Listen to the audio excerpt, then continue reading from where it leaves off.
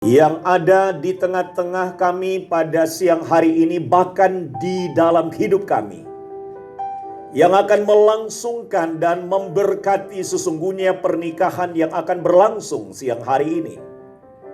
Dan hamba-Mu yang menjadi alat di dalam tangan-Mu, di dalam urapan dan arahan serta tuntunan Roh-Mu, hari ini akan berada untuk menyampaikan segala pesan-Mu dan menjadi alat untuk menyampaikan berkat-Mu. Berkati kedua mempelai, berkati semua kami, dan Tuhan memberkati kebenaran firman Allah yang akan kami renungkan dalam pernikahan siang hari ini. Kami berdoa dalam nama Tuhan Yesus Juru Selamat kami. Haleluya. Amin. Disilahkan duduk kembali. Salam sejahtera untuk kita sekalian. Shalom. Shalom. Satu sukacita yang luar biasa yang kita bisa rasakan pada siang hari ini.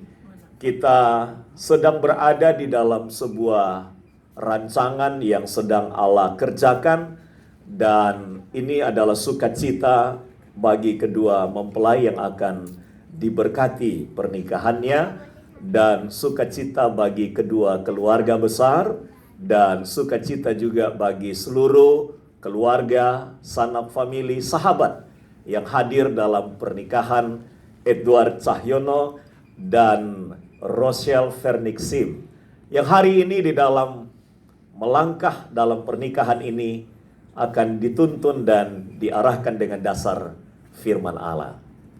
Firman Tuhan yang disiapkan hari ini terdapat di dalam Amsal pasal 31 ayat yang ke-10 sampai dengan ayat yang ke-31.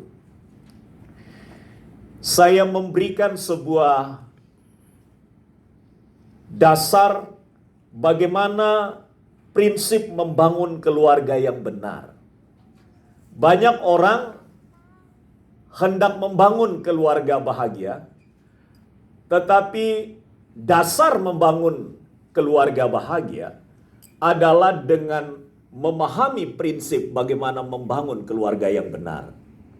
Dan karena itu dari firman di dalam Amsal pasalnya yang ke-31, ayat yang ke-10 sampai 31, kita akan menemukan prinsip-prinsip membangun rumah tangga yang benar.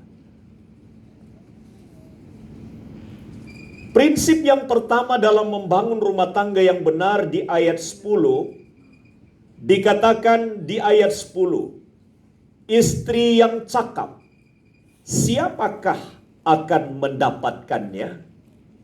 Ia lebih berharga daripada permata.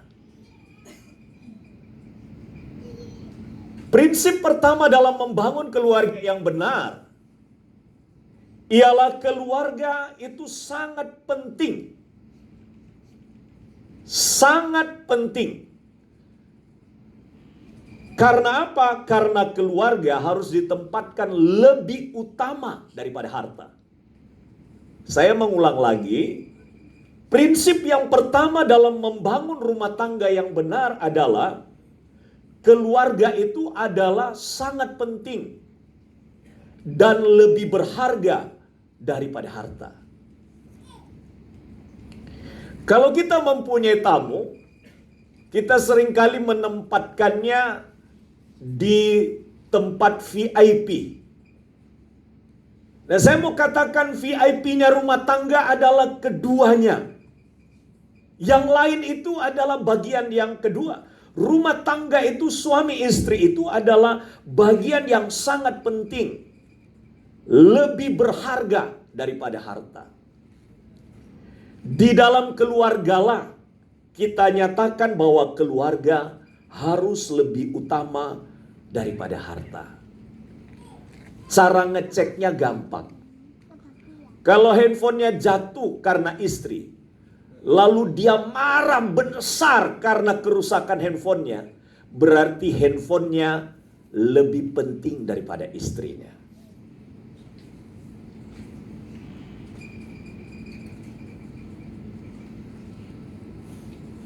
Kalau kacamata yang kita pakai harganya 1-2 juta, lalu jatuh nanti oleh karena anak yang mungkin Allah akan beri dalam 1 tahun atau dalam waktu yang dekat.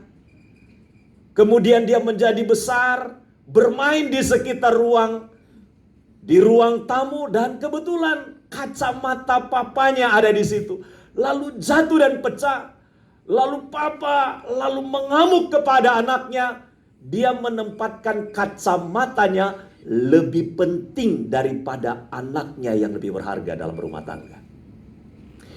Jadi karena itu di dalam keluarga kita harus membangun sebuah pemahaman bahwa keluarga itu sangat penting. Kita menjaga hatinya, kita menjaga perasaannya, kita menjaga jangan sampai terluka hatinya. Keluarga adalah tempat kita belajar untuk saling menghargai. Penghargaan kepada keluarga, kepada suami dan istri, harus melebihi daripada penghargaan segala harta benda yang kita miliki. Pada waktu saya dulu punya pacar, saya diberi cincin. Padahal belum menikah loh itu. Cincinnya hilang ketika saya dalam ruang kuliah. Apa yang saya lakukan? Setelah ruang kelas menjadi sepi, lalu saya geser semua kursi, saya menyapu dan mencari cincin itu sampai menemukannya. Perhatikan, cincin itu penting, tapi yang memberikannya jauh lebih penting. Jadi penghargaan kita kepada pasangan kita, baik yang sudah menikah, yang akan menikah, dan yang sudah dapatkan calonnya, ingat baik-baik bahwa dia begitu penting, lebih penting daripada yang lain ditempatkan di dalam koridor sebagai keluarga. Di dalam keluarga kita saling mempercayai, karena setiap keluarga sepatutnya dapat dipercaya dan tidak bisa kita ragukan. Saya sudah membimbing mereka dalam perhitungan secara tahun, itu sudah lebih 1 tahun. Tapi saya kira makin ke sini, makin perlu lebih banyak lagi. Maka jangan khawatir, masih ada konseling pasca nikah. Mereka akan berada di Malang, dengan demikian pasti akan selalu bertemu dengan saya di waktu-waktu yang akan kita sama-sama barangkali sepakati. Ternyata orang berumah tangga itu ternyata tidak enak. Nih saya tanya yang sudah berumah tangga di sini, saya tanya harus jujur. Berumah tangga itu enak apa enggak enak?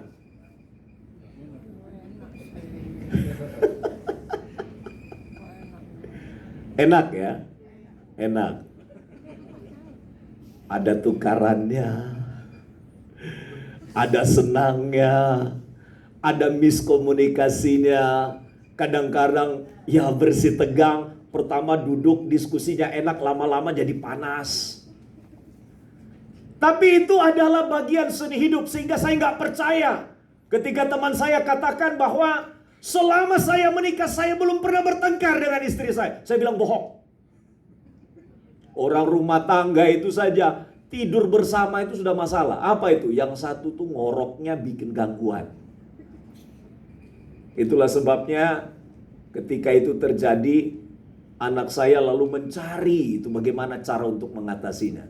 Lalu dia katakan begini, Pak, untuk mengatasinya supaya mami jangan terganggu, tidurlah dengan menyamping ke kiri. Saudara tahu apa yang terjadi? Setelah saya tidur menyamping ke kiri, istri salah paham. Karena menyamping ke kiri berarti saya membelakangi dia. Lalu masalah yang kedua adalah ketika saya membelakangi, apa yang terjadi? Saya mengalami persoalan dengan sisi kanan badan saya. Jadi saya ketarik urat sarafnya, jadi bermasalah.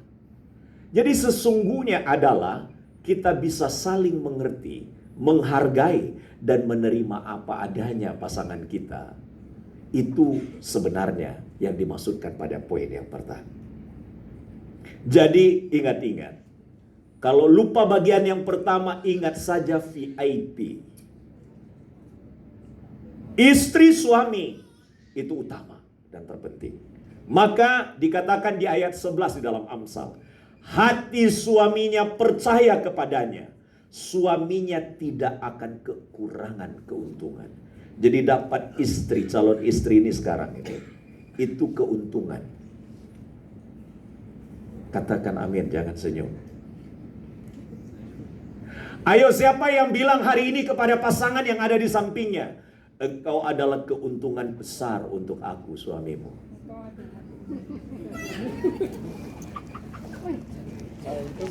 Ya, sebab seringkali muncul pertanyaan, kalau seandainya mau menikah lagi, kira-kira mau menikah dengan orang yang sama yang sekarang duduk di sampingmu atau tidak?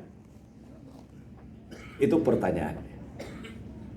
Karena itu Bapak Ibu Saudara, di dalam keluarga kita menempatkan suami dan istri itu sebagai hal yang penting dan sangat penting, dan kita melihatnya sebagai sosok yang mendatangkan keuntungan bagi diri kita. Jadi kalau engkau melupakan dia, kalau engkau tidak peduli kepada dia, kerugian akan datang padamu. Tapi kalau engkau peduli kepada dia, engkau perhatian kepada dia, keuntungan akan mendekat padamu. Yang kedua, prinsip yang kedua dalam pernikahan adalah mempraktekkan kebaikan itu dimulai dari keluarga, bukan di luar dulu. Dipraktekkan mulai dari keluarga. Jadi kita tidak mungkin menampakkan kebaikan kita kepada orang lain, dan orang di luar kita berkata, waduh ciamik tenan, luar biasa ini pasangan. Tapi di rumah dicek dengan benar. Karena sesungguhnya kebaikan itu, titik awalnya, titik pertama yang begitu dinamis terjadi, itu dimulai dari dalam rumah. Ini yang kedua. Jadi praktekkan kebaikan itu mulai dari dalam keluarga. Itu ayat yang ke-12. Ia berbuat baik kepada suaminya. Rochelle, engkau merancangkan sesuatu hal yang baik buat calon suamimu dan akan sebentar lagi menjadi suamimu. Itu pekerjaanmu yang ditorehkan oleh Alkitab di dalam Amsal. Seberapa banyak yang telah engkau rancang. Sebaliknya demikian. Jadi praktekkan kebaikan itu dari dalam keluarga. Kita seharusnya lebih baik sikap dan perbuatannya di dalam keluarga. Dan di luar jauh lebih baik lagi. Keluarga adalah tempat praktek kebaikan yang diajarkan oleh Yesus. Sehingga orang lihat keluarga itu, luar biasa. Tapi bukan hanya di luar, tapi di dalam. Ia berbuat baik kepada suaminya dan tidak berbuat jahat sepanjang umurnya. Kelihatannya kok lebih banyak ke bagiannya mempelai wanita ini. Yang bagian mempelai prianya di mana? Ingat, ayat ini sama berlaku. Sebaliknya juga demikian, Edward. Engkau harus berbuat baik kepada calon istri dan istrimu ini nanti, dan tidak berbuat jahat sepanjang umurmu kepadanya. Jangan rancangkan kejahatan kepadanya. Amin. Kalau ada hari ini suami dan istri yang hadir di dalam acara pemberkatan ini, saya menyampaikan pesan yang sama. Jangan pernah merancangkan hal yang jahat kepadanya sampai seumur hidupmu bersama dengan dia. Rancangkan hal yang baik di dalam rumah tangga kita. Tuhan kehendaki itu. Jangan bilang begini, kenapa dia tidak dipanggil-panggil Tuhan? Ini rancangan yang buruk ini. Apa sudah punya yang lain? Jangan pernah ada. Dan jangan pernah berkata, di dalam rumah inilah dia yang membuat panas ruangan ini. Gampang kan? Tinggal hidupkan AC di titik yang terendah supaya engkau dingin. Tapi sesungguhnya Itu dimulai dari apa? Kalau engkau meniatkan sesuatu yang baik, ada damai di dalam rumah. Tapi kalau engkau merancangkan sesuatu hal yang buruk, panas itu akan menjadi bagian yang tidak pernah berhenti. Karena itu, berbuat baik itu dimulai dari tengah keluarga. Ingat VIP yang pertama. Ingat yang kedua, berbuat baik. Ingat jempol saya? Ingat VIP? Oke. Yang ketiga, karena mereka bekerja dan karena kita sebagai keluarga bekerja, maka prinsip yang benar yang ketiga dalam pernikahan adalah bekerja untuk hidup, bukan hidup untuk bekerja. Sebab disinyalir di antara mereka ini ada workaholic. Ingat-ingat, saya termasuk juga agak mendekati ke situ. Kadang-kadang lebih cinta pekerjaan, bisa berjam-jam, bahkan bisa sampai lembur tengah malam. Tapi bisakah kita duduk lembur juga untuk duduk dengan dia? Halo, yang hadir di sini, berapa menit kita bertahan untuk berbincang hari-hari ini setelah menikah sekian lama? Dulu waktu masih pacaran, tidak makan sepanjang hari, duduk di tengah taman, bisa bertahan. Sekarang nggak bisa.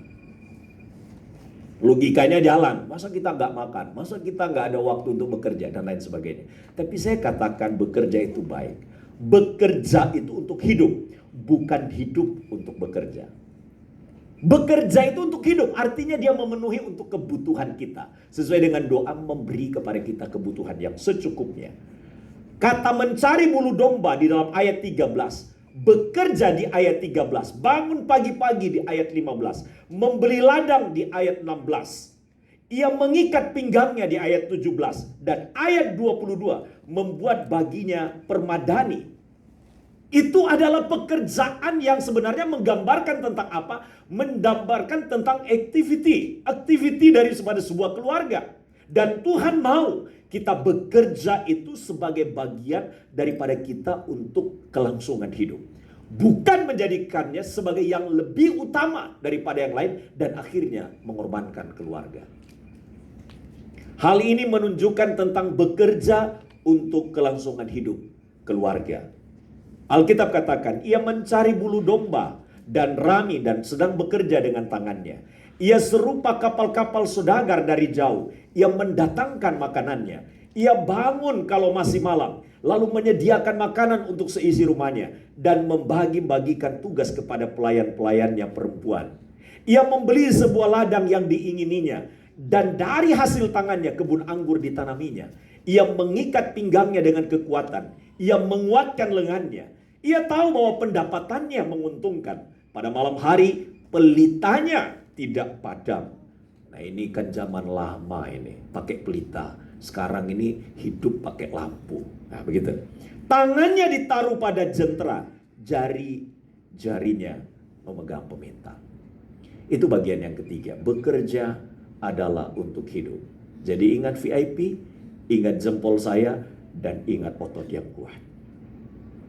Untuk bekerja, buat hidup. Yang kelima, prinsip berikutnya adalah keluarga kita dikenal sebagai keluarga yang kesaksiannya menjadi berkat bagi banyak orang. Ayat 23. Ia membuat pakaian dari lenan dan menjualnya. Ia menyerahkan ikat pinggangnya kepada pedagang. Pakaiannya adalah kekuatan dan kemuliaan. Ia tertawa akan hari depan. Jadi orang itu lihat itu bukan tampilan kita saja, tetapi juga kebaikan yang datang dari dalam. Keluarga kita dikenal oleh orang sebagai kesaksian hidup. Orang melihatnya sebagai kesaksian hidup. Jadi ingat bagian yang kelima ini dengan lihat kaca. Kaca kita adalah tampilan diri kita. Dan orang bisa melihat sesuai dengan apa yang terlihat di kaca. Allah mau tampilan kita bersinar, bercahaya. Bercahaya bagi orang di sekitar kita. Prinsip berikutnya, ini cukup banyak. Karena akan ada anak yang banyak nanti di dalam keluarga ini. Karena ada anak tunggal, dan tentu anak tunggal akan punya anak, dan anak. Omanya nanti akan tersenyum karena akan punya cucu, ya. Om-omnya akan tersenyum karena akan banyak keponakan. Percaya atau tidak? Hanya Tuhan yang tahu dan hanya mereka yang tahu. Berikutnya, yang keenam. Prinsipnya adalah keluarga yang mau terus diajari tentang hikmat Tuhan. Ini yang penting. Berikutnya. Jadi prinsip yang benar keluarga ini mau diajari terus tentang hikmat Tuhan. Dan hidup dari ajaran yang benar dari firman Allah. Mau diajari. Itu berarti ingat saja papan tulis. Keluarga ini harus mau terus diajar dengan hikmat Tuhan. Dan ketaatan kepada firman Tuhan itu adalah harga mati bagi sebuah keluarga. Dalam prinsip yang benar. Keluarga harus mau terus diajari tentang hikmat Allah. Ia membuka mulut di ayat 26. Dengan hikmat, pengajaran yang lemah lembut ada di lidahnya. Ia mengawasi segala perbuatan rumah tangganya. Makanan kemalasan tidak dimakannya. Prinsip yang ketujuh. Di dalam keluarga kita saling berbagi kebahagiaan. Berbagi kebahagiaan. Kalau mencari kebahagiaan, engkau akan kecewa. Edward, ingat-ingat. Kalau engkau mencari kebahagiaan pada diri Rosel, dia bukan sempurna. Tapi engkau berbagi kebahagiaan kepadanya. Rochelle, engkau juga demikian. Engkau mencari kebahagiaan pada dirinya, pria ini juga ada kekurangannya. Betul atau tidak? Pria ini bukan pria sempurna. Pria ini masih ada kekurangannya. Engkau tahu itu? Ya. Tapi kita berbagi kebahagiaan. Artinya, kita tahu bahwa sebenarnya kita saling melengkapi di dalamnya. Menikah bukan mencari kebahagiaan, tapi membagikan atau berbagi kebahagiaan. Ayat 28. Anak-anaknya bangun dan menyebutnya berbahagia. Pula suaminya memuji dia. Banyak wanita telah berbuat baik. Tapi Edward berkata kepada Rochelle, tetapi engkau Rochelle melebihi mereka semua. Haleluya. Nanti akan diuji dalam perjalanan. Maka di ayat 30. Kemolekan adalah bohong dan kecantikan adalah sia-sia. Tetapi istri yang takut akan Tuhan dipuji-puji. Maka saya selalu berkata kepada orang, dan saya selalu katakan kepada istri, mami, kalau mami itu tidak cantik, mami itu manis. Kalau cantik bisa pudar, tapi kalau manis tidak pernah hilang. Alkitab mengatakan ya, kemolekan itu bohong, bisa dipoles. Sekarang bisa disetrika wajah kan? Loh bisa. Bisa ditata kan, bisa ditarik ke kiri, ke kanan, ke atas, ke bawah kan bisa kan? Tapi yang sesungguhnya yang dicari adalah apa?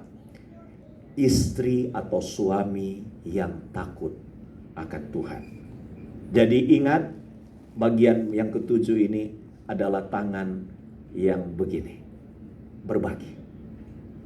Dan yang terakhir, saya kasih berkatnya agak double. Biasanya saya kalau khotbah itu hanya 3 poin saja. Kali ini 2,5 kali lipat ini. Ya, berarti ini keluarga ini tuntutannya 2,5 kali lipat ini. Ya, harus lebih baik lagi. Kedelapan dan yang terakhir di ayat 30 sebagai penutup. Keluarga, prinsip yang benar di dalam pernikahan adalah keluarga yang takut akan Tuhan. Takut akan Tuhan artinya menomorsatukan Tuhan. Ingat, dalam hidup jangan lupakan Tuhan. Kalau ada anak-anak dalam rumah tangga, bawa mereka dalam ibadah kepada Tuhan. Bawa rumah tangga kita dalam ibadah kepada Tuhan. Karena Dia yang terutama di dalam rumah tangga dan dalam hidup keluarga kita. Tuhan memberkati. Kita berdoa. Tuhan, terima kasih.